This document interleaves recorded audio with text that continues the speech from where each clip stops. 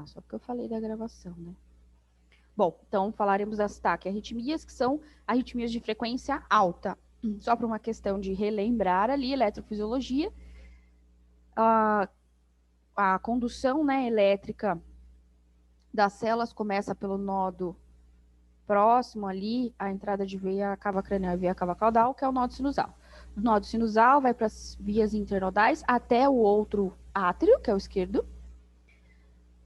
E essas vias, elas chegam até o centro do coração, que são as vias internodais. No centro do coração existe um outro conjuntinho de células, que elas, na verdade, a função é dar uma atrasada no impulso chegar para os ventrículos e dar um tempo dos ventrículos se encherem de sangue, que é o nodo atrioventricular. Do nodo atrioventricular descem dois feixes de células, dois grupamentos de células pelo septo intraventricular, que são os feixes de His. Aí existe, a gente chama de ramo esquerdo e ramo direito.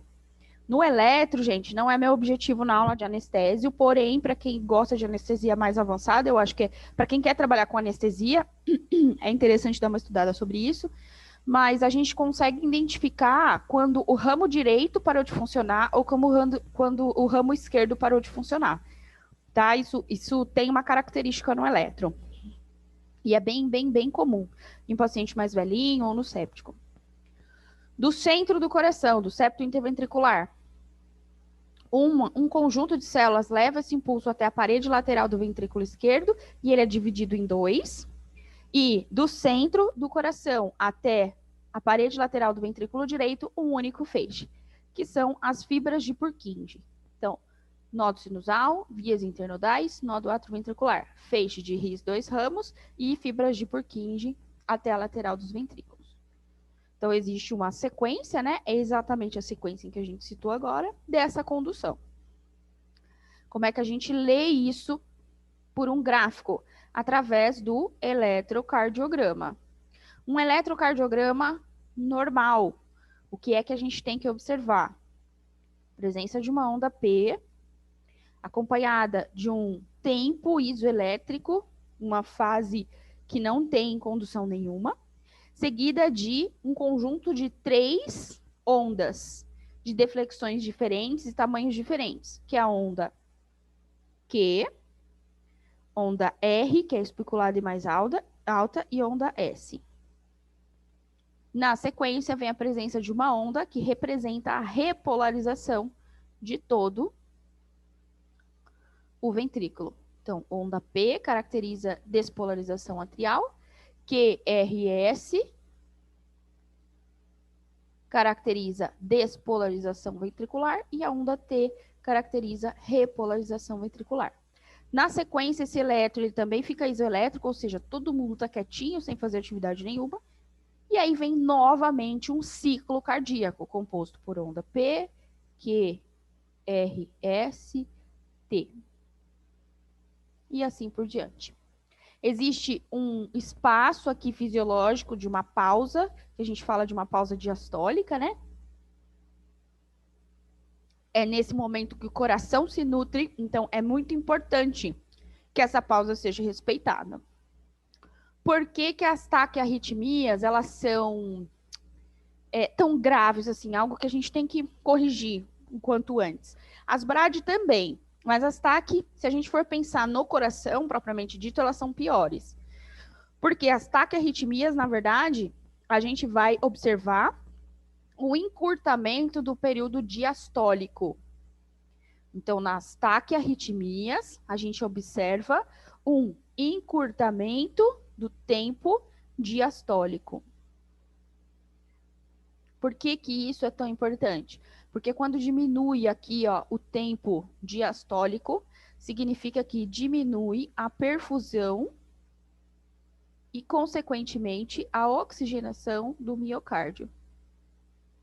Se ele está trabalhando tão rápido, ele precisaria de mais oxigênio e não menos. Então, a tendência das taquiarritmias é elas evoluírem sempre para uma piora.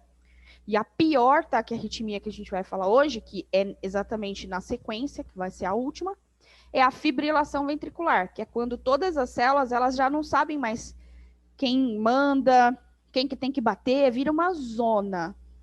É literalmente um ritmo caótico, tá? Que que precede a parada. Então, vai chegar um momento em que as células elas já não conseguem se situar mais com relação a essa atividade, certo? Então, as taquiarritmias de importância na anestesia. Quais são elas que a gente vai citar aqui? A taquicardia sinusal, a gente vai falar de cada um. A fibrilação atrial, os complexos ventriculares prematuros, também chamados de VPC, a taquicardia ventricular, que existe duas denominações, e a fibrilação ventricular. Essas são as de importância na anestesia, tá? Então, vou falar da primeira, que é a taquicardia sinusal. O próprio nome já está falando, ó. O sobrenome dela, na verdade, já nos fala quem é o culpado, que é o nódulo sinusal. Então, na taquicardia sinusal, o que a gente observa? Uma aceleração na atividade elétrica vindo do nódulo sinusal. Então, se a gente fosse comparar um eletro normal, um ritmo, né, sinusal, com uma taquicardia sinusal, a diferença é que esse tempo aqui de pausa, né, esse período diastólico, ele vai ser mais curto, mas ele ainda vai estar presente. Então, a gente observa nesse eletro uma onda P, QRST, ou QRST. Aí, na sequência aqui, ó, o período diastólico é mais curto, e vem novamente. P, QRST. P, QRST. P, QR... Opa, ficou feio esse QRS, mas tudo bem, vai. Eu consigo conviver com isso. P, QRST. P, quase não dá pausa, tá vendo? Ó?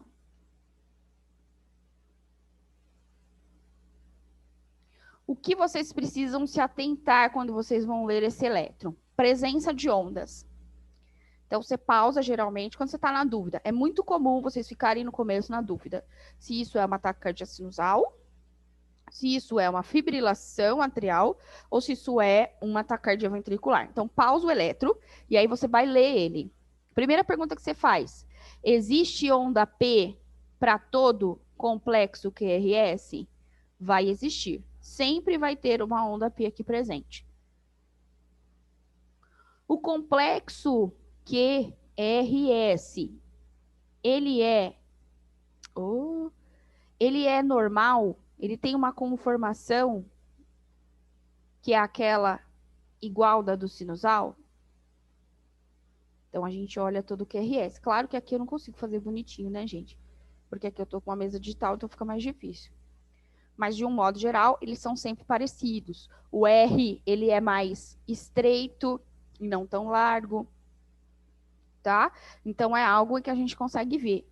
E outra informação muito importante. A minha onda T, ela sobressai a onda P? Se não, ou seja, elas estão separadas, elas não estão juntas, assim, ó, uma junta da outra, não. Porque existe um evento que chama P sobre T.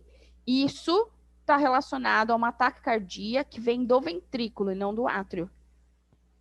Então, se eu consigo ver onda T, um espacinho pequeno e logo onda P de novo, isso é uma taquicardia sinusal. Na taquicardia sinusal, vocês vão ver que o aumento de frequência cardíaca é em torno ali de 30%, 40% da frequência normal de um paciente. Então, por exemplo, um Yorkshire, que a frequência normal dele seria 120, 140, se ele bater 180 com todas essas características do eletro, isso é uma taquicardia sinusal. Então, é esperado que tenha um acréscimo ali de próximo de 40% da frequência normal. Da quantos por cento sobe? Claro, é isso? Ah, das ondas? Repito. Então, ó, coisas que vocês vão prestar atenção no eletro. A gente sempre pausa ele e vai ler o eletro, né? Primeira pergunta que você vai fazer. Toda onda P, existe onda P em todo o complexo QRS? Existe uma onda P que precede todo o complexo QRS? Então, você vai lá ver. PQRS, PQRS, PQRS, PQRS, PQRS, PQRS. Opa, eu tenho uma onda P que precede um complexo QRS. Se você tem onda P, isso já caracteriza que é sinusal. Onda P é do nó sinusal. Então, se tem onda P, é sinusal. Então, quem está disparando isso de forma mais acelerada é o nó sinusal. Ok? Já respondeu a primeira pergunta ali do eletro. Aí, a segunda conformação ali de onda que você vai prestar atenção é o QRS. A conformação do QRS é parecido ou igual ao que seria de um ritmo sinusal? Uma coisa que chama muita atenção a gente é a onda R, tá? Tem muita informação que a gente consegue coletar de Q e de S, mas a onda R, ela é o cara assim que chama realmente a atenção. A onda R, ela tem que ser alta, espiculada, exatamente como eu desenhei ali. E ela tem que ser mais fina, ela não pode ser tão grossa. Depois eu vou mostrar uns elétrons de diferença, vocês vão entender o que eu estou falando um pouquinho melhor. É que eu prefiro primeiro desenhar para a gente caracterizar e depois fazer a leitura do elétron. Então, isso é uma coisa que você vai prestar atenção.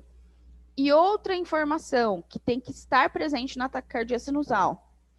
As ondas T, elas não estão grudadas na onda P, que é um evento que a gente chama de T sobre P, que é quando o coração mal repolarizou, ele já contrai de novo. Isso é uma característica de taquicardia ventricular.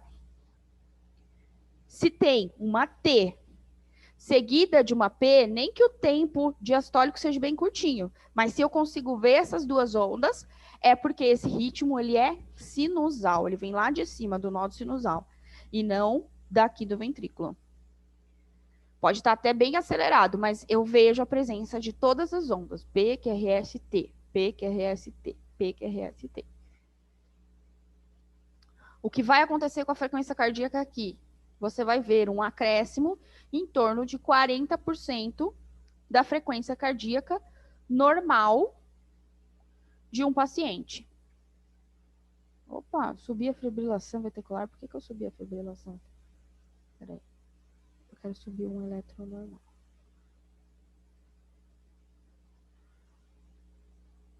Então, vamos fazer algumas comparações aqui. Você está anestesiando um cão pequeno,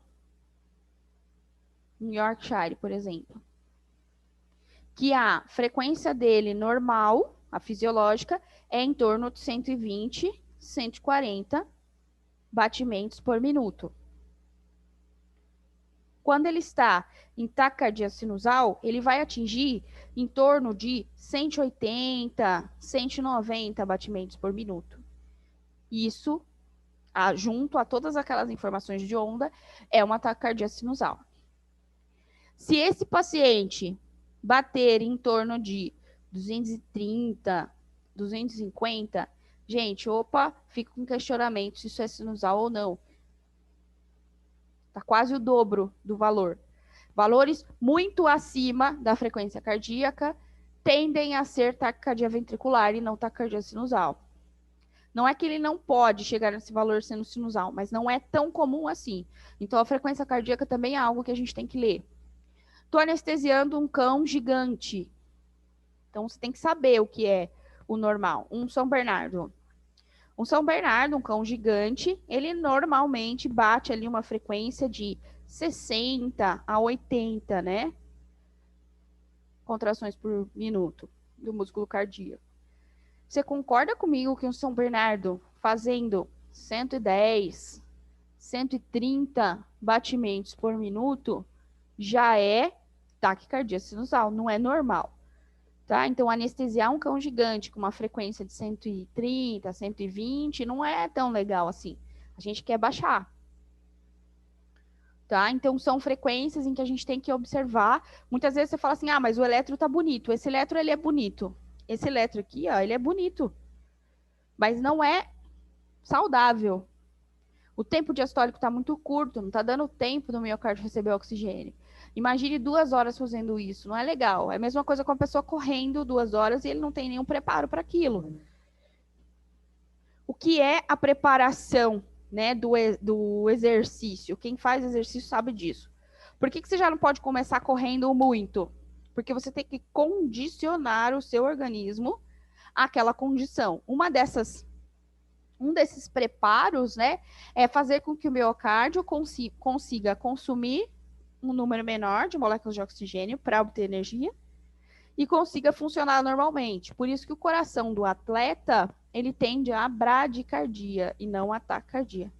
Quando ele chega em frequências muito altas, é porque ele não está condicionado, e aí ele teria que diminuir a atividade. Tá? Então, essa é uma das condições do exercício, né? Da fisiologia do exercício. Certo? Então, essa é uma arritmia que a gente enfrenta ali comumente na anestesia. Bom, o que é que pode causar isso? Então, agentes causadores de taquicardia sinusal na anestesia. Algo que é extremamente comum, que é o que a gente mais tem que lidar, com a dor.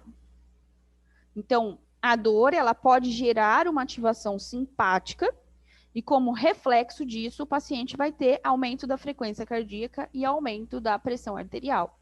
O aumento da frequência cardíaca, ela vai ser primeiro do que a da pressão arterial, tá? Então, a frequência vai subir rapidamente. Um outro fator ali correlacionado a aumento de frequência cardíaca que muita gente esquece é alguma alteração respiratória. Quando eu falo em alterações respiratórias na anestesia, apneia e hipoventilação. Não está ventilando direito o paciente. Por que que a apneia e a hipoventilação levam a taquicardia? Isso é compensatório. O que que o organismo entende? Gente, a gente não está recebendo oxigênio adequadamente. Então, vamos enviar uma resposta, células de um modo geral enviam uma resposta para o sistema nervoso central de que está faltando oxigênio para ela. E aí, o que que o sistema nervoso central tem que fazer? Ele tem que processar aquela informação e gerar um estímulo simpático no sistema cardiovascular. O reflexo disso, o reflexo da diminuição de oxigênio tecidual em todas, né, as células de um modo geral, é aumentar a atividade cardíaca para tentar compensar isso. Então, vamos acelerar o coração, ele vai enviar mais sangue e, consequentemente, vai chegar mais oxigênio. Tá? Então, presta atenção em pacientes que vão fazendo taquicardia ao longo da anestesia, se isso não é reflexo respiratório.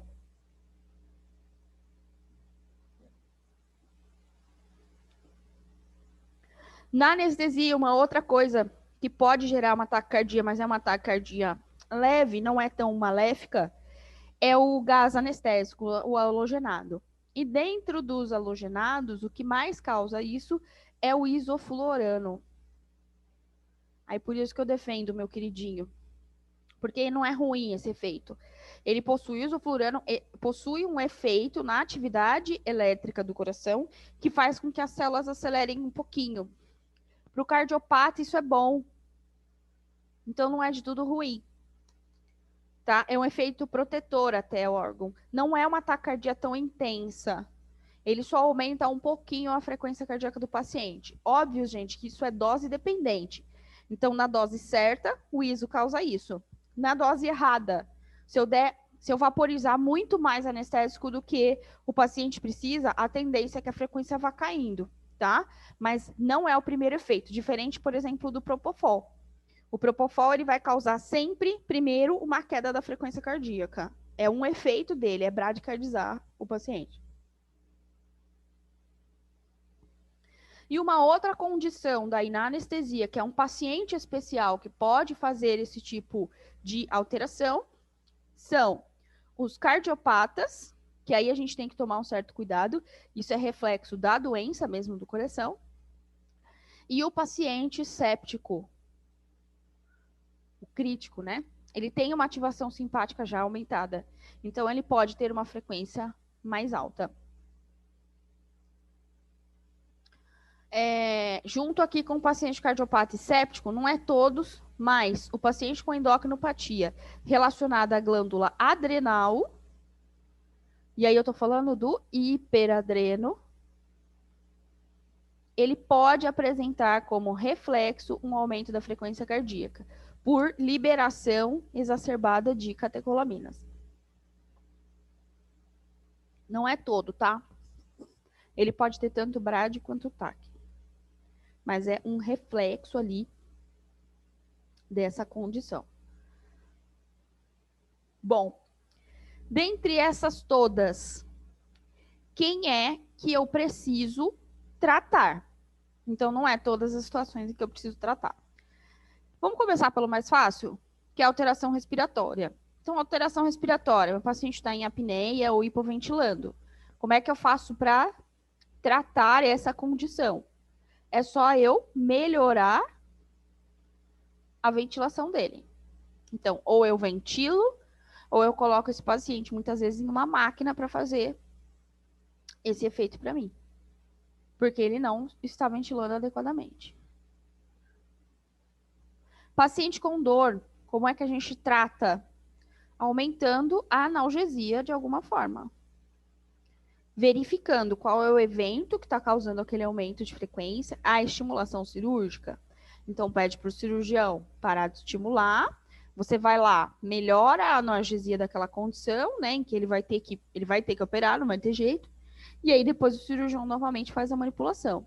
Então, por exemplo, um momento que é muito comum disso acontecer, na hora de fazer a tração do pedículo ovariano. Tá? A analgesia de pedículo ovariano é uma das analgesias mais difíceis da gente fazer, porque envolve cápsula renal, envolve peritônio, envolve estruturas que estão bem craniais, envolve uma manipulação um pouco intensa, dependendo do tamanho do animal. Tem paciente que tem um ligamento, né, ali, suspensório do ovário, muito tenso, e aí o cirurgião realmente precisa tracionar. Quando ele faz essa tração, o paciente tende a sentir mais dor. E aí a analgesia, ela tem que ser sobrecarregada exatamente nesse momento. Identificado qual é o momento, identificado o que é que está causando a dor, a gente aumenta ali a analgesia do paciente.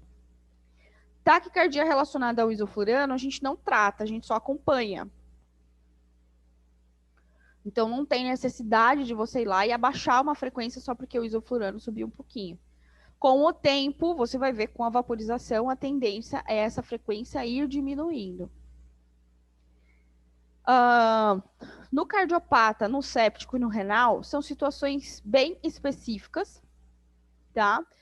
Mas, de um modo geral aqui, exceto no séptico, tá? O séptico entraria como algo bem depende mesmo.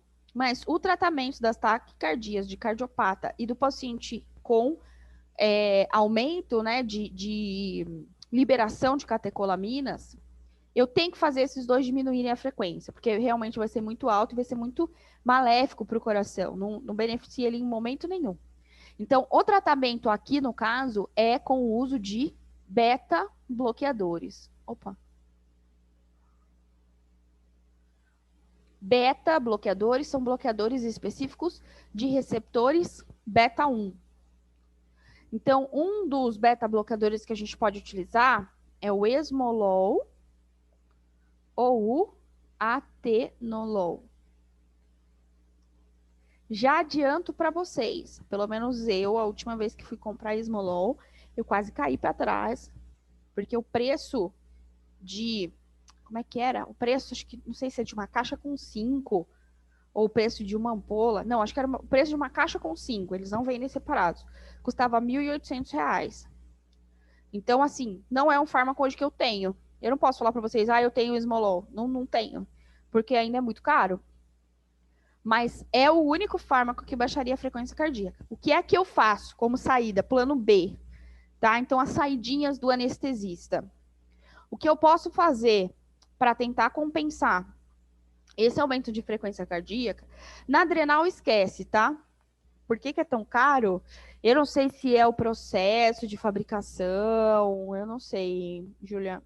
O atenolol, que é vendido para via oral, ele não é tão caro, tá? Eu acho que talvez a molécula, para ser estável na forma líquida, não seja tão fácil assim.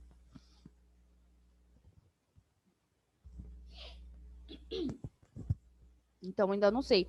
E, ó, isso foi pesquisado antes da pandemia, viu? R$ 1.800 estava antes da pandemia, eu acredito que tá mais.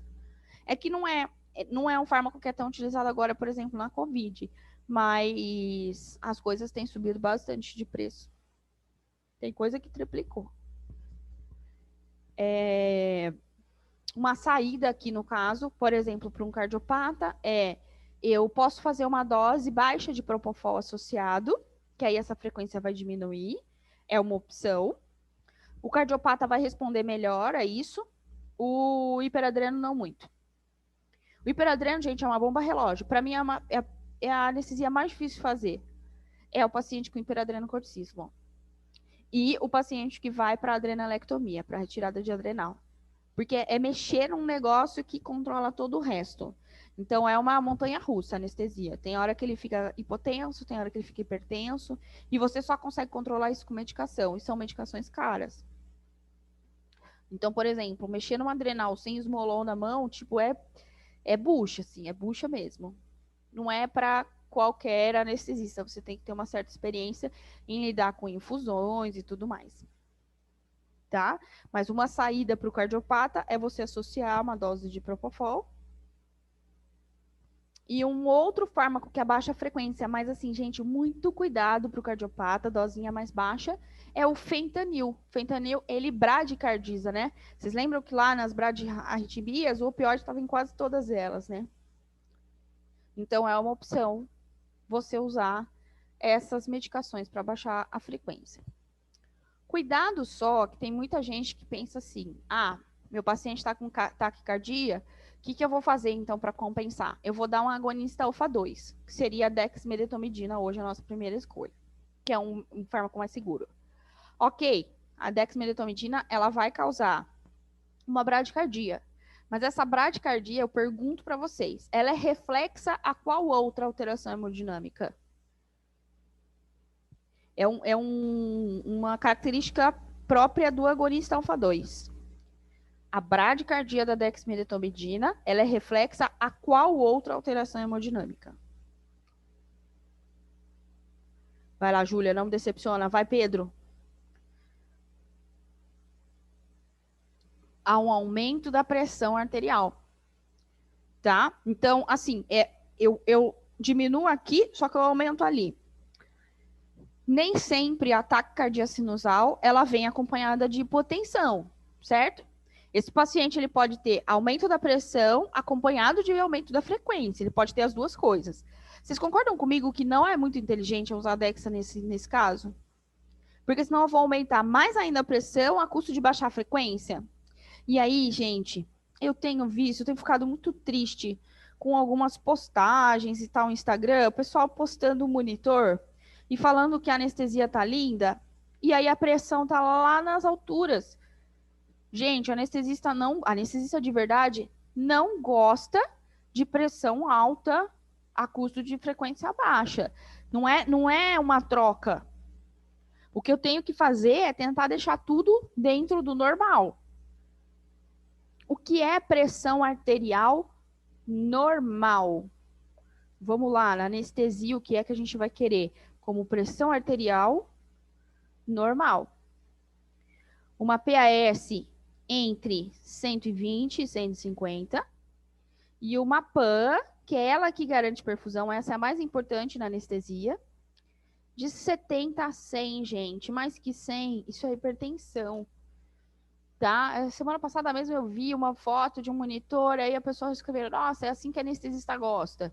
A frequência do paciente em 60, eu não sei o tamanho do paciente, e a PAN no monitor estava batendo 120. Aí, óbvio que a pessoa colocou que tinha usado dexmedetomidina. Eu falei, mas não tá legal isso aí, tá totalmente fora do fisiológico. PAN de 120, eles acham que porque a pressão está alta, a perfusão tá boa. Pressão alta não é sinônimo de perfusão boa. Não é.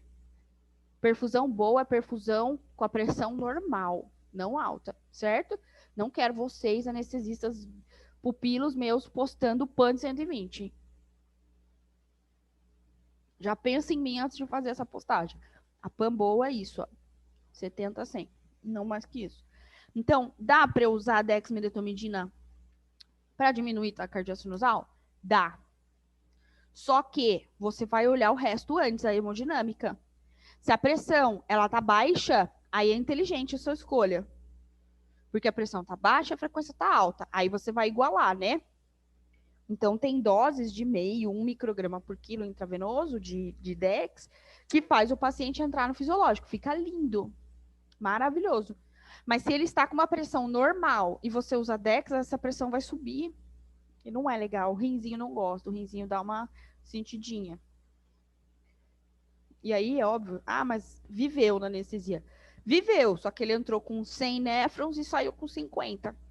Quando que isso vai se refletir? Não é na sua mão, é daqui 2, 3 anos, quando esse paciente virar renal. Tá? Então, sair bom na anestesia quando eu não mexi com isso. Certo? Vamos para a próxima, então. De ataque cardíaco sinusal, a gente vai para a fibrilação. Peraí, que eu perdi a minha fibrilação. Tá aqui. Fibrilação atrial. Fibrilação atrial é um pouco mais difícil da gente fazer o diagnóstico, às vezes, no monitor, mas é algo que nos chama um pouco de atenção. Na fibrilação atrial, o que é que você vai observar de diferente no seu eletro? É como se a onda P tivesse fragmentada em várias ondas menores, que a gente vai chamar de onda F', tá? Então, o eletro ele fica assim, ó. QRST. QRST. Opa, eu pulei a S.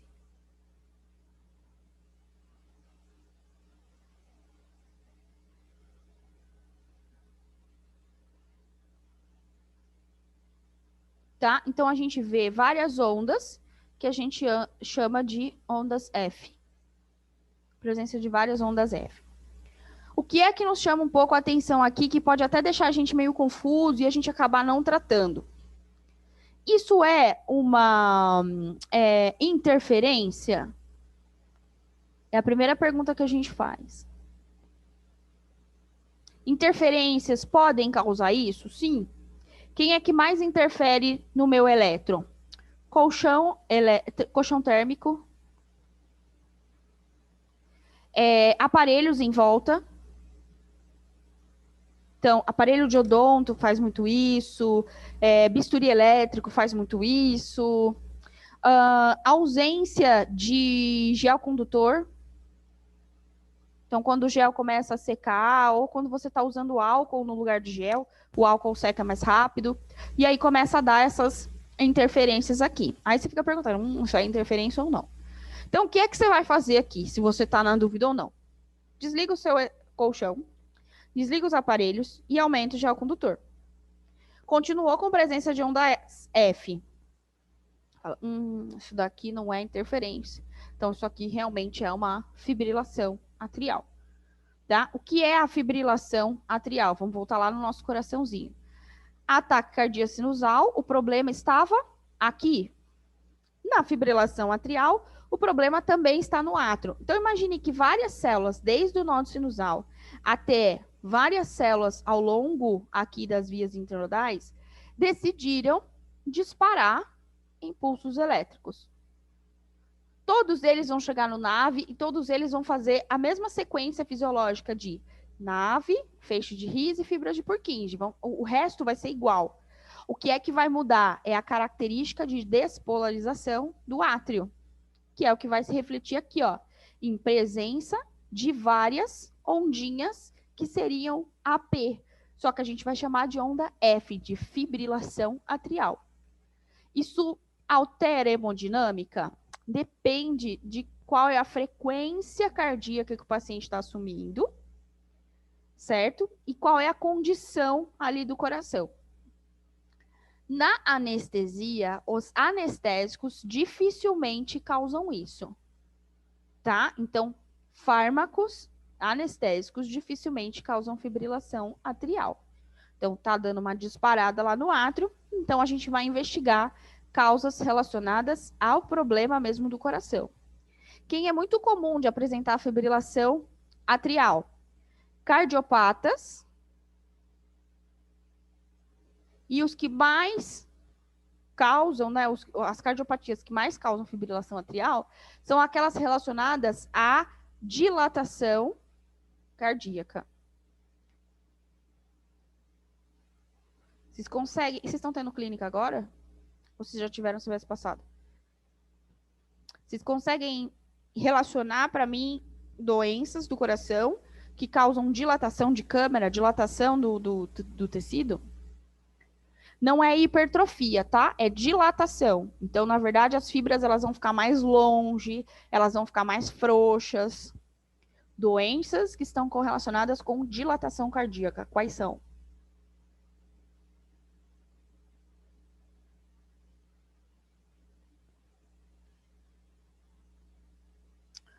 Cardiomiopatia. Aí vamos dar um sobrenome.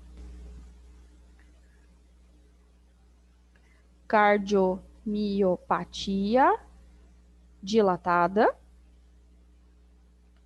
Dilatada. Comum em quem?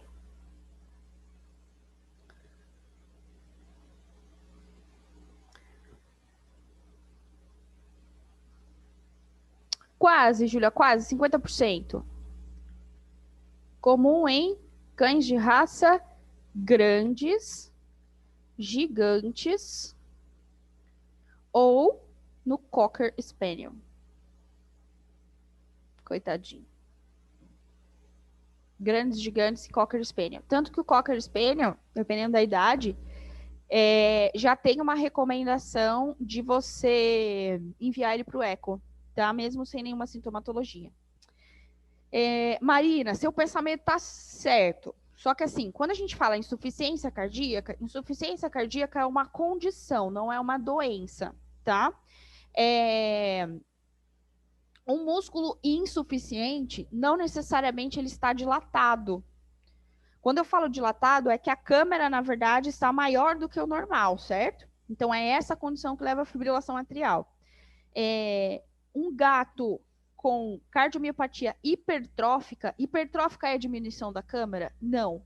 Hipertrófica é um aumento do músculo cardíaco. Então, na verdade, a câmara dele está menor do que o normal. Ele apresenta insuficiência cardíaca? Sim. Então, insuficiência cardíaca é uma condição, né, da evolução de algumas doenças. Aqui o que eu quero é correlacionar quais as doenças que dilatam mais o coração. Isso, é esse o raciocínio. Então, degeneração de válvula pode apresentar um déficit de fluxo, né? Então, vai gerar um refluxo para o átrio. Então, vamos voltar lá para o nosso coraçãozinho. Então, a degeneração de válvula, conforme você citou, ela vai causar um refluxo para cá, e aí essa câmara começa a ficar sobrecarregada. O que é que acontece morfologicamente com essa câmara? Ela começa a dilatar. Então, uma condição aqui não é tão comum, tá, gente? É menos comum que a primeira, mas uma degeneração valvar evoluída, mais... Ai, como é que é a palavra? Não fugiu. Mais severa, ela pode causar uma fibrilação atrial, sim, tá? A degeneração valvar vai ser mais comum em cães de raça pequena, também no Cocker, coitado do Cocker. Cães grandes e gigantes, menor ocorrência, não significa que não tenha, mas a ocorrência é menor, tá? Entre essas duas condições de doença, cardiomiopatia dilatada e a degeneração valvar já evoluída com repercussão hemodinâmica para o átrio, animais idosos também têm uma tendência, tá? Quanto mais idoso, maior a tendência ele ter uma degeneração. Então, quanto mais evoluída essa degeneração, maior é o átrio. Aí a correlação, na verdade, da fibrilação atrial é em qual é o tamanho, qual é a dilatação desse átrio que está repercutindo com a degeneração, tá? Nesse primeiro caso aqui, é muito mais comum ele apresentar uma fibrilação atrial quando anestesiado. Por que que isso acontece? Por que que a fibrilação atrial é muito comum nas características de doença que deixam essa câmara mais dilatada? Vocês concordam comigo que histologicamente essas células aqui, ó, internodais, elas formam como se fosse uma rede de telefone sem fio? Uma tem que comunicar com a outra? Então, elas não precisam estar sempre grudadinhas uma na outra. Então, se a gente fosse fazer um zoom dessas células, estaria aqui uma célula aqui, outra célula aqui, outra célula aqui, certo? Quando essa câmera começa a se dilatar, o que acontece com essas células? Elas começam a ganhar distância entre elas. E aí diminui a comunicação entre uma célula e outra. A gente não está falando de uma célula especializada? Se é uma célula especializada, ela tem automaticidade. Quando, na ausência de um impulso da vizinha, ela consegue gerar um impulso sozinha. O que acontece aqui? Como elas não estão se conversando mais, elas começam a gerar impulsos individuais. E esses impulsos individuais é que geram essas ondas menores, tá? Se vocês puxarem na literatura, vocês vão ver que tem o flutter atrial e a fibrilação atrial. Gente, é bonito só no nome e é bonito só no laudo, tá? O flutter atrial é quando, as ondas F são um pouco maiores em amplitude. Então, seria assim, ó, um flutter seria isso aqui, ó, F, F, F, F, F, F, Q, R, S, T, F, F, F, F, mais alto. Q, R, S, T. E a fibrilação? Menor, menor, menor. Menor, menor. É isso a diferença. Vai mudar o seu tratamento? Não. Vai mudar a repercussão hemodinâmica? Não também. Tá? O que a gente precisa avaliar aqui é sempre, lembra que eu brinquei com vocês, na dúvida, questão de prova, responde, verificar a hemodinâmica. Então, aqui a resposta é verificar a hemodinâmica. Mucosa, pressão e frequência. Tá? Enquanto a frequência cardíaca ainda está normal, a fibrilação atrial ela não repercute hemodinamicamente. Agora, se junto com esse disparo sozinho de cada célula vem um aumento da frequência e uma alteração de mucosa e uma alteração de pressão sempre para baixo, opa, isso está repercutindo hemodinamicamente falando. Então, aí a gente trata esse paciente. Como que é o tratamento de uma fibrilação atrial ou do flutter atrial? Aqui pra gente, na anestesia, gente, dá na mesma, desculpa, coisei aqui, fiz um som no microfone. Não vai mudar minha vida. Ah, é um flutter, ah, é uma fibrilação, ah, eu vou ficar discutindo isso, que preguiça. Tá? Então, o tratamento vai ser igual. O que eu preciso fazer é ir lá e dar um pause nessas salas do átrio. Falar assim, gente, pera, calma, deixa a nota sinusal mandar. Vocês têm que dar uma calmadinha nesse coração, porque senão daqui a pouco a gente vai acabar perdendo muito oxigênio nessa atividade acelerada, tá? Então, o tratamento aqui é com base de antiarrítmicos atriais. Matheus, ela pode ter sim. Ela pode ter como ela pode não ter. Então, você tem que avaliar toda a hemodinâmica. Digamos que o paciente está fazendo fibrilação atrial, mas ele está mantendo pressão arterial, ele está mantendo frequência cardíaca dentro do normal, e não teve tanta repercussão assim, né, sistêmica. Então, isso significa que a fibrilação atrial não alterou a hemodinâmica. Certo? Agora, se junto com a fibrilação atrial você viu que a frequência cardíaca aumentou demais, a mucosa alterou, a pressão alterou, aí não tem muito mesmo como você não tratar, porque ela está causando alteração hemodinâmica importante. Aí vem realmente o tratamento, tem que fazer o tratamento, certo? Então você tem que avaliar o resto, ela pode sim alterar a hemodinâmica. Aí, gente, nem todo antiarrítmico age em todo lugar. Então, vão ter antiarrítmicos que são só atriais, antiarrítmico que são ventriculares e antiarrítmico que pode agir nos dois lugares, tá? O antiarrítmico aqui, de eleição para a anestesia, tá? Porque aí eu tô falando de fármacos que tem que ser obrigatoriamente intravenosos. Existem outros beta-bloqueadores? Existem outros, mas na anestesia eu não posso dar via oral para o paciente. Ele não vai absorver, ele não vai agir tão rápido. Então, aqui, o antiarrítmico que a gente utiliza para tratamento na anestesia é a amiodarona. A amiodarona, ela é um antiarrítmico, tanto atrial quanto ventricular. Mas é ela quem vai dar uma sossegada nesse átrio. Adianta eu dar lidocaína? Não, porque a lidocaína ela é um antiarrítmico ventricular só.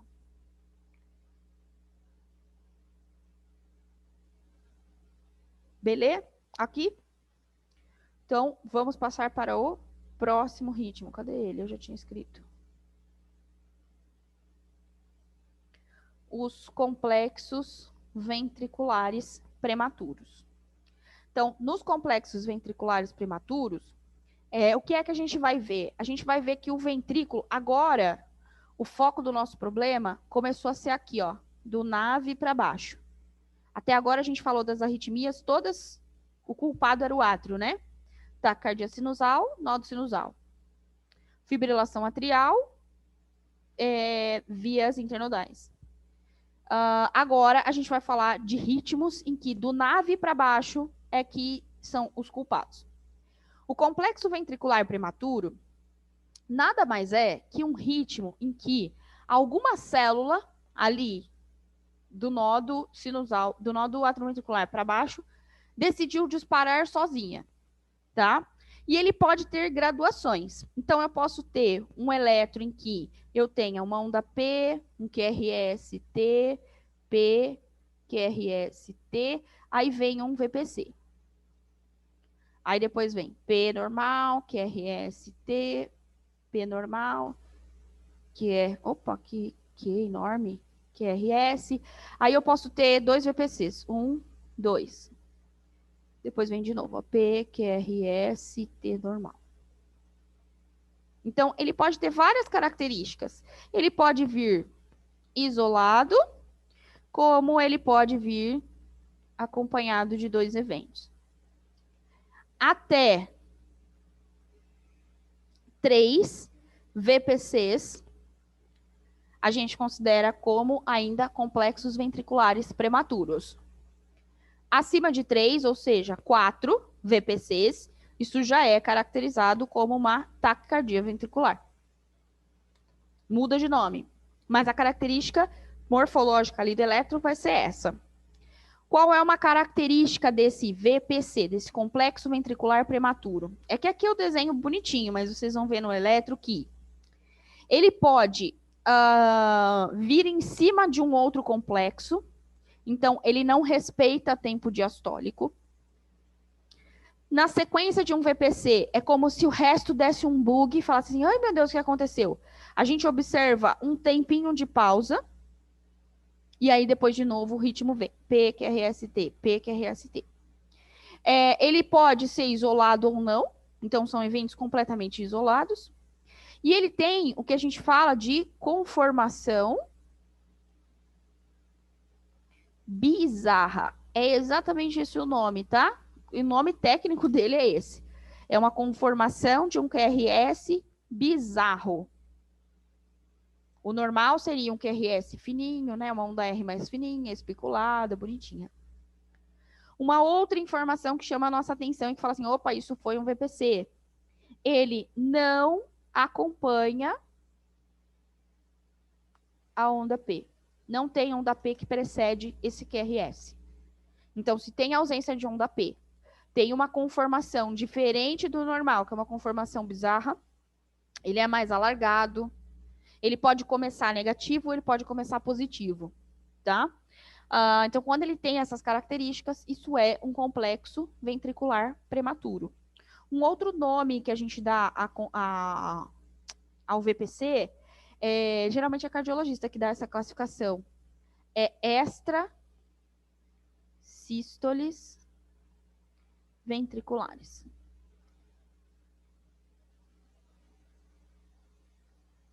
É um outro nome. Por que extrasístole? Porque é uma sístole ventricular que veio antes de ser chamada. Ninguém mandou ele disparar. Na verdade, uma célula aqui, seja ela qual for, tá? Pode ser uma célula daqui, Pode ser uma célula daqui, pode ser uma célula daqui, pode ser uma célula daqui, pode ser uma célula daqui, pode ser uma célula daqui, daqui, qualquer uma. Daqui, mais próxima do nave, tá? Existem diferenças de QRS, de VPCs, então, para a gente na anestesia isso não vai ter tanta importância, mas quanto mais próximo de uma conformação de um QRS sinusal, mais próximo do septo e mais próximo do nave foi o disparo. Quanto mais bizarro, mais fora da conformação normal, mais longe do nave foi esse disparo. Vai mudar? Não vai mudar absolutamente nada a vida do anestesista. Tá? É só por uma questão, às vezes, de laudo, para ficar bonitinho. Agora, uma coisa que a gente tem que se atentar, a análise do VPC, é com que frequência que ele está acontecendo. Então, são perguntas que a gente vai fazer ali para o nosso elétrico. Com que frequência que isso está acontecendo? Então, por exemplo, 30 eventos desse em 2 minutos, os cardiologistas consideram algo normal e esperado para um cardiopata ou para um paciente que tem alteração cardíaca. Na anestesia, a gente observa a hemodinâmica. Então, tem pacientes, sim, que eles fazem 30 eventos de VPC ao longo de 2 minutos, e isso já dá uma repercussão hemodinâmica. Por que que o VPC é ruim? Porque o ventrículo ele está batendo antes do impulso chegar lá de cima. Dá tempo dele se encher por completo? Não. Gera um débito favorável? Nem sempre. Então, quando isso é muito frequente, pode ser ruim, pode ser maléfico. E mesmo dentro dos 30 em 2 minutos, às vezes a gente trata na anestesia antes disso causar algum problema. Isadora, ele não tem onda P antes. Então, ele já vem assim, ó, um QRS, entendeu? Uma onda R grandona e larga, seguida de uma onda S com ausência de onda T. É só QRS, ele não tem onda P. Porque aqui a gente vê, ó, onda P, QRS, T. Cadê onda P daqui? Sem onda P. Se não tem onda P, isso veio só de ventrículo sozinho. O ventrículo mandou sozinho. O problema, tudo bem, ventrículo também tem células especializadas, ele também consegue conduzir. Só que ele não está respeitando a ordem, né? Quando a ordem não é respeitada, vira bagunça, né? Então, o VPC ele vai ser ruim quando eu tenho repercussão hemodinâmica no débito cardíaco. Então, quando o coração aqui, as células ventriculares, elas não estão dando tempo do ventrículo se encher e estão disparando várias vezes, isso vai ser ruim, porque o ventrículo não vai dar tempo de se encher e o débito vai ser diminuído. Vai ficar diminuído nessa condição. Então, você tem que olhar todo o resto. Qual que é a repercussão disso? Valores de débito cardíaco na anestesia não é algo tão fácil da gente adquirir. Então, você tem que olhar o evento dinâmico, né? TPC, alteração de mucosa, pressão arterial. A pressão arterial, ela não vai ser a primeira, tá? Vai por mim que não vai ser a primeira. Gente, leve a semiologia para a vida. Ela serve por algo, né? É tão rigorosa na faculdade por um motivo, não é à toa que a gente tem 1 ano. Porque a gente tem que levar isso a ferro e fogo. Então, eu não posso ficar confiando só em máquina. Eu tenho que confiar naquilo que o meu paciente está falando desde o começo. Ai, mas o eletro tá bonito e a pressão tá boa. Mas a mucosa mudou. O TPC mudou. Né? A característica do eletro mudou. Igual, ó, uma onda que eu presto muita atenção durante a anestesia é a onda T. Essa queridinha aqui me ajuda muito, ó. Sabe por quê? A onda T, ela está diretamente relacionada à repolarização, a distúrbio eletrolítico e a perfusão do miocárdio. Quanto de oxigênio está chegando nesse coração? Se começa a alterar o quanto de oxigênio está chegando no coração, A tendência é a onda T começar a ganhar tamanho. Ela fica grande, maior. E isso é algo que chama a atenção da anestesia, tá? São pequenos detalhes que quando você começa a fazer a leitura do seu paciente, do começo da anestesia até o meio para o final, você começa a perceber que talvez aquilo está acontecendo. Como é que a gente avalia a oxigenação miocárdica na anestesia? Gente, não tem nenhum aparelho que faça isso, exceto em pesquisa. É extremamente invasivo. Você passar um catéter que vai até a artéria coronária, isso não é comum, tá, pra gente. Então, saibam ler eletro, ele vai te falar muita coisa. Repito, um outro nome que a gente pode dar aos VPCs, VPC é a sigla em inglês, né, de complexos ventriculares prematuros. Extrasístole ventricular é a mesma coisa, tá? Então, falar uma extrasístole ventricular é a mesma que você está falando de VPCs. O que é que a gente vai olhar? Né? No geral, um VPC só é indicativo de tratar? Não. Eu vou olhar como um todo. Qual é a frequência com que eles estão acontecendo? Qual é a característica desses VPCs? Se eles são monomórficos ou polimórficos. O que significa isso? Ele ser monomórfico ou polimórfico? Que é o sentido em que ele começou e terminou.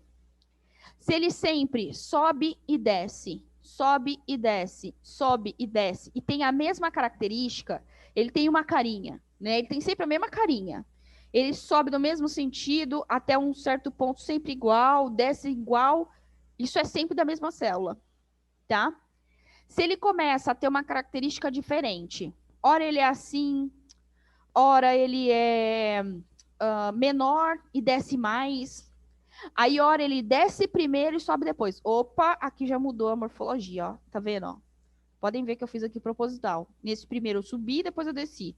Então, a gente fala que a primeira deflexão foi positiva e a segunda deflexão foi negativa. Enquanto que aqui, a primeira deflexão foi negativa e a segunda positiva. Isso são características de VPCs polimórficos.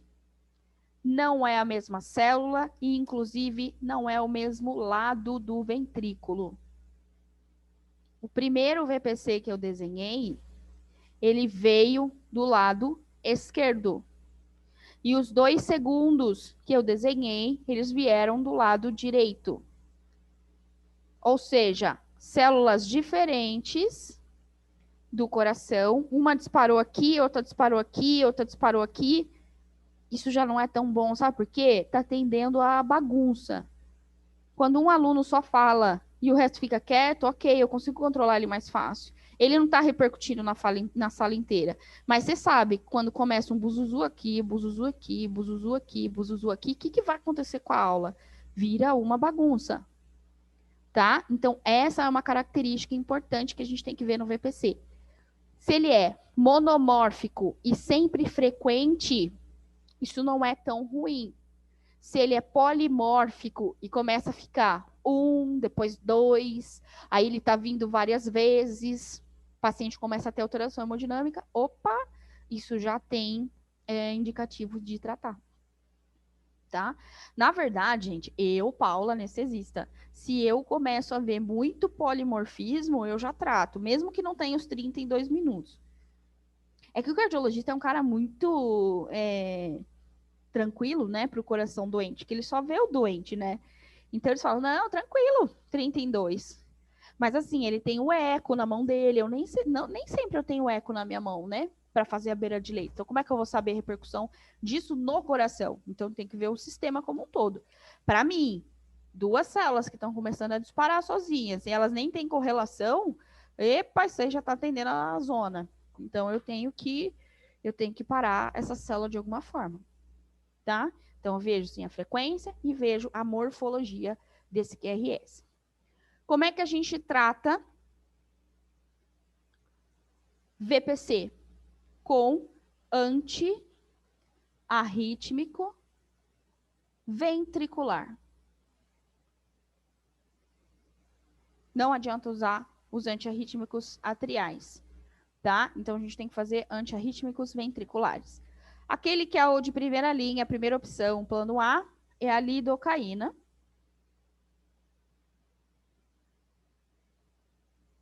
E em arritmias refratárias que não tiveram resposta com a lidocaína, é a amiodarona. Lembra que eu falei para vocês que a amiodarona, ela é um antiarrítmico coringa, né? Ela age aqui e ela age aqui. Enquanto a lidocaína só age aqui. Tá? Então essa é uma vantagem da amiodarona, ela é meio coringa. Quando você tá meio na dúvida da arritmia, a amiodarona é a melhor opção. Beleza até aqui?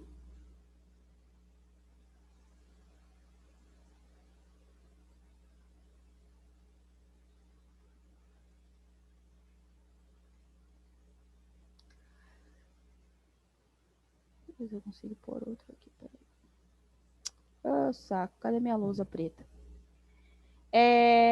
Só relembrando aqui, apesar que eu acho que eu falei nas bradiarritmias, mas existe uma diferença de VPC versus escape ventricular.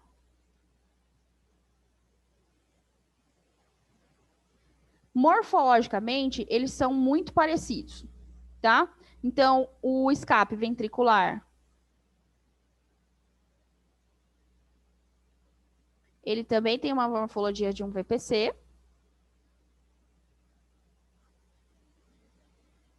Enquanto que o VPC, ele tem a mesma morfologia do escape.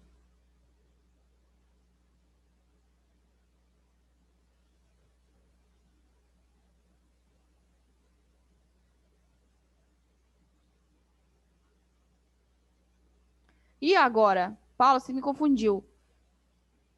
Quando que eu trato esse? Quando que eu trato esse? O que é o quê? Tá? O escape, pessoal, ventricular, ele vem para salvar a vida. Por quê? Ele é uma maneira do ventrículo perceber que não está chegando atividade elétrica e gerar um débito. Tá? Então, o escape ventricular, ele está salvando a vida do indivíduo.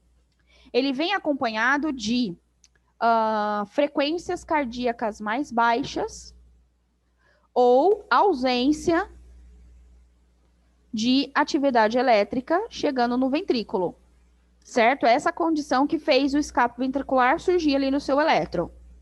A gente trata escape ventricular? Não, a gente não trata escape ventricular porque ele está salvando a vida do paciente, na verdade.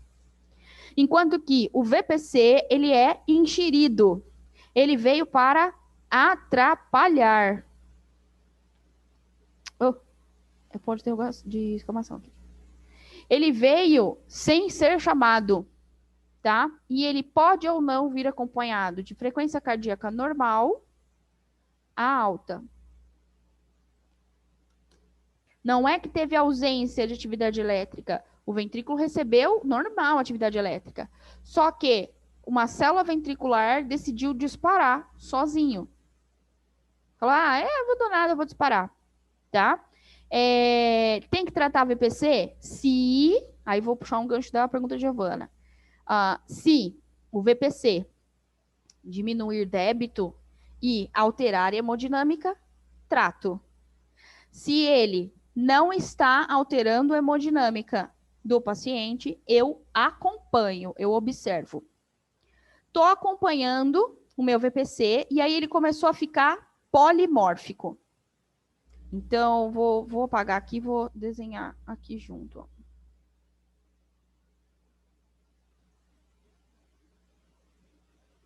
Digamos que o meu paciente faça um eletro assim, ó. P, QRST, aí um VPC. Aí P, QRST, aí outro VPC. Aí ele fez P, QRST, aí ele fez um VPC, fez outro VPC, fez outro VPC. Aí P, QRST, aí ele fez um VPC assim.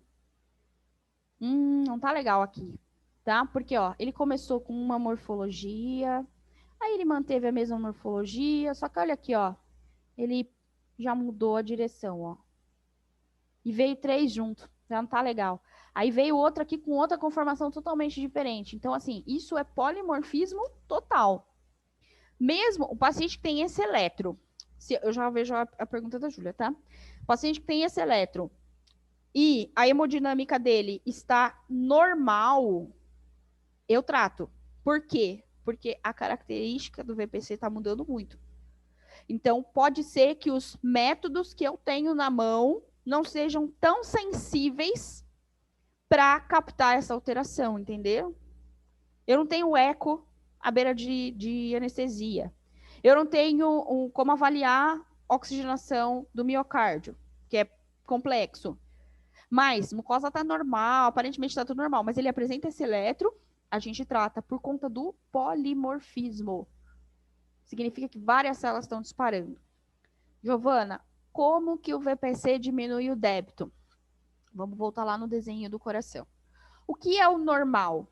O normal é sangue chegou aqui no átrio contrai e esse sangue vai para o ventrículo, certo? Nesse tempo de escoamento do sangue de átrio para ventrículo, o que está acontecendo com o impulso elétrico? Ele foi gerado no átrio e pausou no nave. Aí essa pausa do nave permite com que o ventrículo se encha de sangue e na sequência ele contraia. Por que essa pausa? Para dar tempo dele encher. Você concorda comigo que o VPC ele não está respeitando essa pausa fisiológica? Ele está acontecendo do nada. No momento que era para o ventrículo estar repolarizando, ele está despolarizando na sequência. Então, ocorre uma aceleração na frequência de contração do ventrículo. Mesmo que você some todas os ciclos normais, PQRS, se você soma o PQRS mais o complexo ventricular, você vai ver que a frequência cardíaca desse paciente vai estar alta. Arritmias de frequência alta geram diminuição do tempo diastólico. Diminuição do tempo diastólico também faz com que o ventrículo não consiga se encher. E aí, não dando tempo desse ventrículo se encher, a hora que ele contrai, ele, na verdade, expulsa um volume menor de sangue. Deu para entender a correlação? Então, assim, ele fazer isso uma vez em uma hora, ok, muito tranquilo. Segundo a classificação de cardiologia. Se ele fizer isso 30 vezes em 2 minutos, não necessariamente, aí agora vem os dependes, né? Vocês estão vendo quantos dependes a partir de agora. Mas não necessariamente isso vem acompanhado com alteração hemodinâmica. Agora, se ele faz isso de maneiras muito diferentes, de células diferentes, você fala assim, tá virando bagunça já. Já não é nem só mais o direito, o esquerdo, todo mundo junto fazendo aquela alteração, tá? Então, isso não é muito benéfico para o coração. Ah, mas Paula, você falou que se não mudar a mucosa nem pressão, eu não preciso tratar. Depende. Se ele tá fazendo esse VPC, só que cada hora de um lugar, mesmo que isso não tenha repercussão hemodinâmica, não tá legal isso aqui, tá muito bagunça. Tá cada hora uma célula disparando. Então, não é confortável você deixar a bagunça do ventrículo. Ele é meio burrinho, né? Ele não consegue fazer a coisa direito. Então, não deixa a coisa sair da sua mão, não. Se é só uma disparando, ok. Só aqui disparando, beleza, observa. Né? Agora, está todo mundo disparando, virou já uma bagunça, mas eles ainda estão começando a gerar débito, não acho confortável você deixar esse coração batendo desse jeito, tá? Por que eu friso muito, gente, diferença de VPC e escape? Porque eu vejo muita gente tratar escape. Se você fizer lidocaína nesse cara, o que você está fazendo? Você está silenciando isso aqui, ó. Imaginamente, tire esse escape do eletro. O que vai acontecer?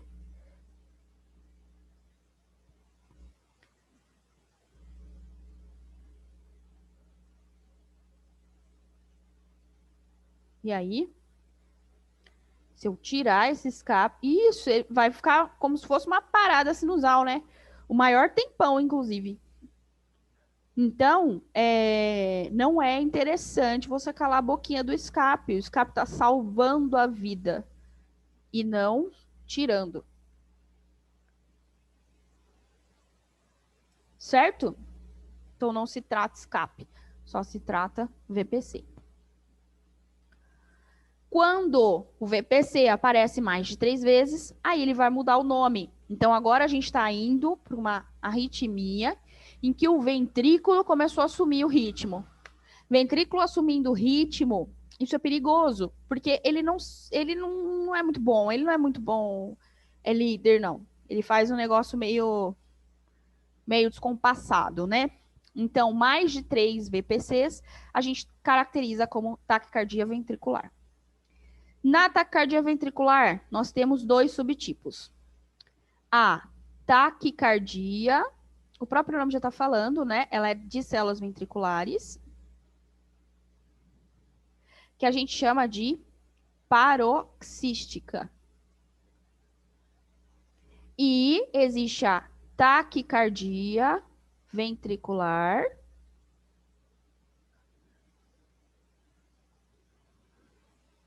que a gente classifica como sustentada. Diferença entre os 2 eletros. Na taquicardia ventricular paroxística, a gente observa que o paciente ainda faz um QRS normal, seguido de eventos de VPCs acima de 3 vezes. Então, vem assim, ó, um VPC, outro VPC, outro VPC, outro VPC. Aí ele volta ao normal. P, QRS, T. Eu tô esquecendo a S aqui, na verdade, mas ela existe, tá? Pode ser assim também a confirmação. Aí vem de novo, P, QRS, T. Aí vem outro evento. Então, ele fez 4 vezes, pausou e voltou ao normal. Fez 4 vezes, pausou e voltou ao normal. Tá? Então, são eventos isolados. Então, a gente nota períodos ali de VPCs associados. Espera aí, rapidinho, só responder a pessoa aqui.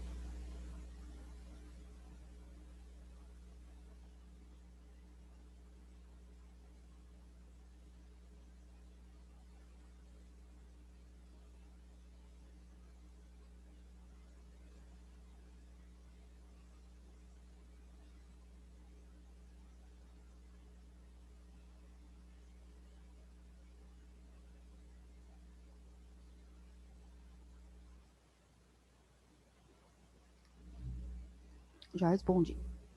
Então, o eletro fica basicamente assim: momentos normais, momentos acelerados com relação às células ventriculares só, tá? Então, são pausas, né? Eu tenho pausas ali ao longo da taquicardia ventricular que geram isso. Quando o ventrículo, ele assume totalmente a contração, então ficaria um eletro assim, ó, P, QRS, T, e aí vem vários eventos. 1, 2, 3, 4, 5, 6, 7, 8, 9, infinito. Tá? Ele pode até voltar alguns eventos aqui, um ou outro, mas assim, a tendência do meu eletro é que o ventrículo assuma a maior parte do tempo. Aí, na verdade, o eletro, a gente nunca avalia um trecho só, né? O cardiologista avalia um trecho só por uma questão de laudo. Mas vai por mim, nenhum cardiologista olha só aquele trecho, ele olha o eletro inteiro. Por isso que o exame leva alguns minutos. O animal tem que ficar alguns minutos ali com o eletro para a gente poder avaliar. Então, se nesse trecho inteiro, em vários momentos, na maioria deles, o ventrículo assumiu a frequência, ou seja, ele sustentou a frequência, isso é uma ATV sustentada. Se não, só em poucos momentos pausados ele assumiu, isso é uma ATV paroxística. Os 2, a gente trata tanto esse quanto esse. Então, nos 2 eventos a gente trata. Por quê? Ventrículo sozinho não é muito inteligente, não dá para deixar ele fazendo a função ali de líder o tempo inteiro. Isso é ruim, isso aqui já vai começar a dar uma repercussão. Tá? Então, é muita energia, gasta em um tempo só. Tratamento antiarrítmico ventriculares. Lidocaína. E nos refratários, a miodarona. A miodarona não cai a nossa primeira opção. A gente sempre vai primeiro para lido. Quando não responde a lido, aí a gente vai para miodarona. Por uma questão de custo e por uma questão de efeito. Geralmente, a lidocaína ela vai super bem aqui. tá? Vocês vão ver o que é que vai estar de diferente aqui nesse paciente. A frequência cardíaca dele vai tender a estar sempre muito mais alta. Quando eu digo muito mais alta, é lá no Yorkshire, batendo 180, 200, 230. Na sustentada, vai bater 230, 250, 300. Quanto mais alta a frequência, mais perigoso é. Quanto mais alta a frequência, menor é o tempo diastólico, maior é a chance dele evoluir para a parada. Certo aqui?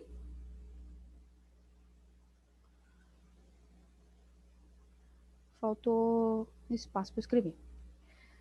Na taquicardia ventricular sustentada, o que a gente precisa observar bastante o nosso paciente é a presença de pulso. O que pode acontecer aqui é esse ventrículo nesse momento aqui, ó, ele acelerou tanto, mais tanto, mais tanto a frequência que diminuiu absurdamente o débito ao ponto de não gerar mais pulso, fluxo para os tecidos. Então, quando o paciente chega nesse ponto de taquicardia ventricular sustentada, com ausência de pulso arterial, seja ele na palpação, então você vai lá e coloca o dedo lá na femoral, nada, tá filiforme, ou você não tá conseguindo sentir. Você vai olhar a oximetria de pulso, que é aquela que a gente deixa na língua, parou de pegar, não tá mais dando curva. O paciente está com a mucosa branca, pálida. Outra coisa que chama bastante atenção é a capnometria, que é quanto de CO2 ele está expulsando. Vocês concordam comigo que para um paciente expulsar CO2, o pulmão tem que estar recebendo sangue? Se esse evento está fazendo com que o coração fique muito vazio, o pulmão não recebe sangue. O que é que vai acontecer com o CO2 desse paciente? Ele vai cair. CO2 caindo, cuidado. Isso aqui, ó, precede a parada. Tá? Então, taquicardia ventricular sustentada, com ausência de pulso, e informações de pulso arterial, em que o coração está ficando vazio, isso já entra em manobra de RCCP. Tá? Então, talvez eu tenha aqui desfibrilar esse coração. Chegar aqui para as células do ventrículo e dar um gritão. O desfibrilador nada mais é do que um berro do professor dentro da sala de aula. Aí todo mundo fica quieto. Né? Então, está atendendo a bagunça. Está tão bagunçado que não está conseguindo mais encher esses ventrículos. Então, na taquicardia ventricular sustentada sem pulso, já tem indicação de desfibrilação. A lidocaína, a gente considera ela como um desfibrilador químico, tá? Então, em altas doses, doses muito altas, quando eu estou num centro que eu não tenho desfibrilador, a gente vai já direto com doses altas de lido. É como se fosse um cala-boca de todo mundo, né? Então, você faz assim para a célula, fica quietinho. Aí o nódulo sinusal começa a disparar numa frequência normal, tá? Se você tem o desfibrilador na mão, então, na sequência disso, taquicardia ventricular sustentada sem pulso, você pode desfibrilar. Você só tem que lembrar o seguinte: o que é que vai acontecer com esse ritmo depois da desfibrilação?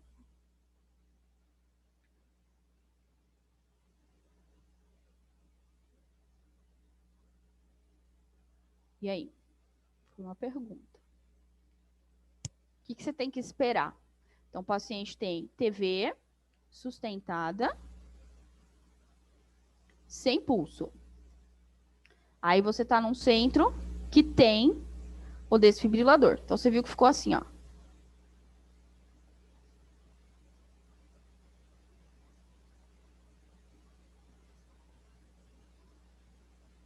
Ih, aqui já foi quase uma fibrilação. O que você decidiu fazer aqui? Falou, opa, sem pulso, mucosa branca, eu vou desfibrilar. O que vai acontecer depois? O que é que eu espero aqui do meu eletro? Vou pegar uma água enquanto vocês pensam.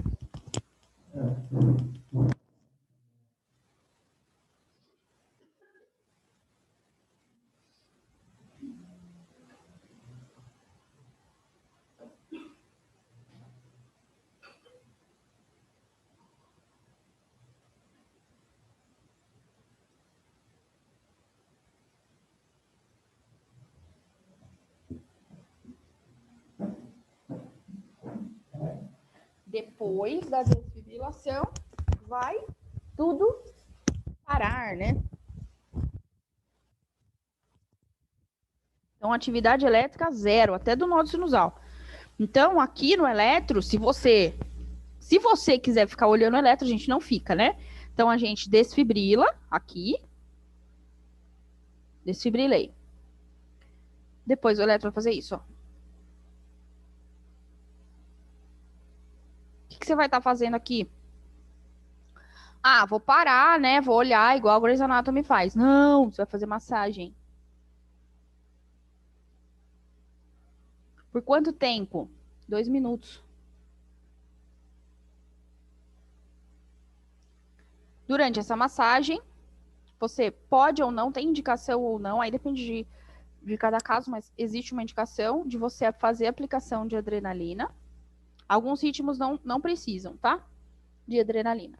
Depois desses 2 minutos, o correto é você parar a massagem e olhar o eletro. Voltou num eletro assim, ó.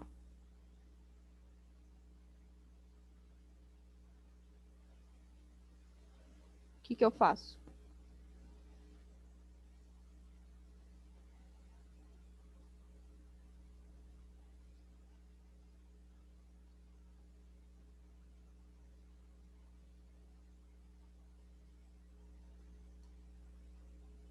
E aí? O que vocês fazem?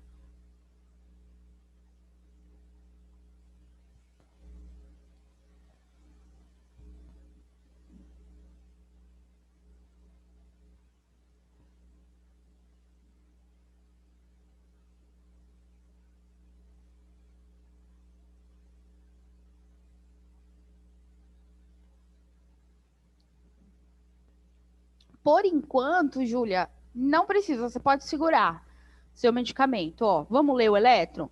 Onda P, QRST, P, QRST, P, QRST, P, QRST, um bizarro, um ok.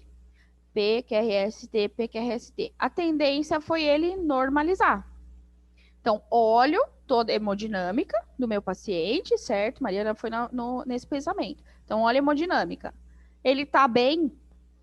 Ele está voltando, né? Hemodinamicamente está bom. E acompanhado a isso, o eletro está normal, eu não tenho que fazer nada.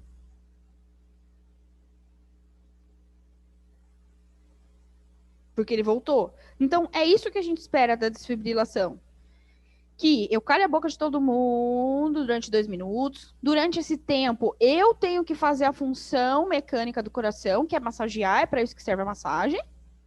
E aí, enquanto você está lá gerando débito, as células estão se reorganizando, tá? Junto aqui com a adrenalina, por que eu falei que depende de cada caso? Você pode fazer a lidocaína, mesmo depois da desfibrilação, que a lidocaína ela vai fazer com que o ritmo volte assim ao normal. Então, um VPC, ok, esperado. Tá dentro ainda do normal. O problema é se voltasse de novo em taquicardia ventricular sustentada. Tá? Isso realmente seria ruim. Aí você teria que voltar para um novo ciclo. Mas se voltou isso é o esperado. Isso é o que a gente quer. Certo? O que pode acontecer, mas também é uma outra arritmia, é desse ritmo de taquicardia ventricular sustentada sem pulso. Quando as células estão disparando muito rapidamente, elas começam a perder a energia e perder a organização. Não tem mais organização nenhuma. Todo mundo dispara e cada hora todo mundo decidiu disparar. Então, o ritmo, né, de disparo caótico das células ventriculares é chamado de fibrilação ventricular. E aí também existem 2 tipos. Então, a fibrilação ventricular, também chamada de FV, ela pode ser grossa ou fina. O que caracteriza ela ser grossa ou fina é a amplitude das ondas R, mas são ondas R totalmente caóticas, então elas ficam assim, né? Parece até que o eletro soltou, que alguém está pegando no paciente, então essa hora você tem que ficar calmo, pedir para todo mundo tirar a mão do paciente para você confirmar se isso é uma fibrilação ou não, tá? E a fibrilação fina, a tendência é que a amplitude fique menor, né? Significa que a atividade elétrica agora não é de todas as células. Algumas começaram a perder energia e aí só outras que estão disparando. Isso gera débito? Não. Zero débito. Hemodinâmica? Péssima. E é o ritmo que precede a sistolia, a parada. Então, é um ritmo em que o tratamento aqui, no caso, é a RCCP. Massagem. Desfibrilação. Esse, mais do que qualquer outro ritmo, você precisa dar uma silenciada. E, nesse caso, adrenalina, com certeza. Dependendo da característica da TV sustentada, eu não faria adrenalina. Eu faria lidocaína, massagem e desfibrilação e avalio o ritmo de retorno. É um paciente que já está sem pulso há muito tempo, é um paciente séptico, é um paciente crítico. Talvez a lidocaína entraria ali na nossa massagem, tá? Na nossa manobra. Mas se é na anestesia, não necessariamente. Sabe por quê? O que pode acontecer é, esse paciente tem taquicardia ventricular sustentada sem pulso, aí você desfibrila e faz a adrenalina num paciente anestésico. Depois da desfibrilação, ele volta em um ritmo pior do que o de antes. Porque, na verdade, o que a adrenalina vai fazer? Ela vai acelerar muito esse coração. Eu ainda conto com a catecolamina endógena do meu paciente, se ele é anestésico. Se ele é um paciente crítico, pode ser que ele não tenha mais adrenalina o suficiente. Se ele já entrou para minha anestesia assim e evoluiu muito mal, se ele entrou em TV e evoluiu para TVS, aí a gente coloca daí a adrenalina. Se não, não. Se isso aconteceu no meio da anestesia, sem ele ter tido um ataque antes, você fala assim, opa, peraí, deixa eu tentar contar ainda com a fisiologia dele. Pode ser que o estresse, né, dessa condição faça com que ele tenha um disparo de catecolamina endógena, e essa catecolamina endógena é o que vai me ajudar a voltar para cá, tá? Então, cuidado com o uso de adrenalina em dose alta ou de forma, né, muito precipitada, porque ela pode fazer com que o ventrículo dispare muito rápido, muito, muito. Na fibrilação ventricular, gente, vocês vão ver que as frequências são extremamente altas. A gente nem consegue, na verdade, contar, né? Não gera som, então eu não tenho mais a caracterização de som cardíaco normal. Não gera pulso, então o pulso está completamente diminuído, não chega sangue em lugar nenhum, porque isso é extremamente caótico. Então o coração nem tem força de contração aqui. Então, eu tenho repercussão hemodinâmica importante aqui. Então, por isso que ele é uma emergência. É o ritmo de maior emergência. A evolução vai ser sempre essa? De taquicardia ventricular paroxística, para sustentada, para depois FV? Não necessariamente. O paciente pode sair de um ritmo sinusal e ir para uma sustentada? Pode. O paciente pode sair de um ritmo sinusal e fibrilar? Pode. Então, apesar de eu manter a aula numa sequência, isso não significa que essa sequência vai ser sempre respeitada para todo paciente. Depende muito da condição.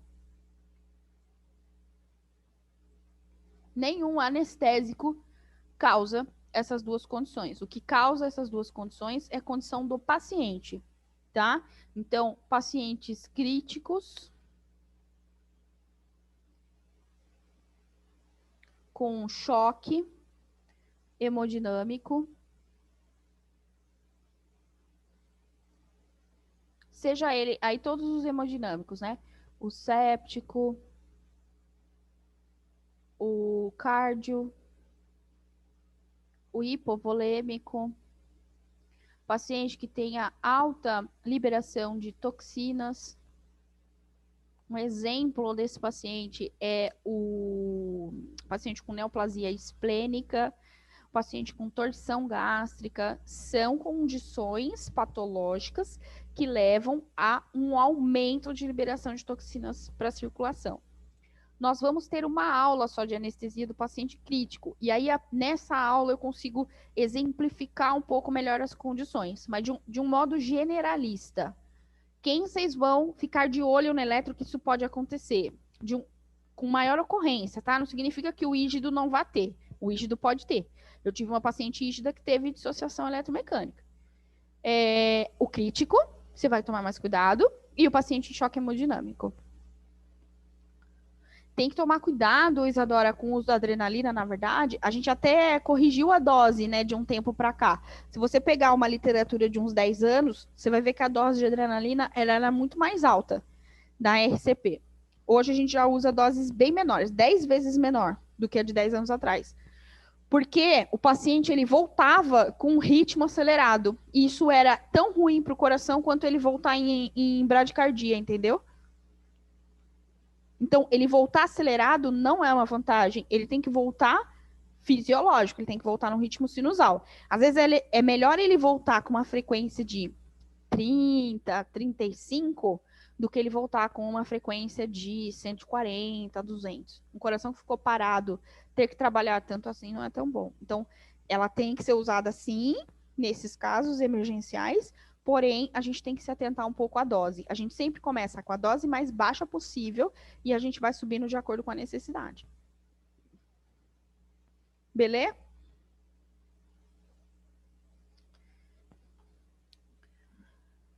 Então, de arritmias, fechamos aqui na última, que é a fibrilação ventricular. Tá ok? Na quinta-feira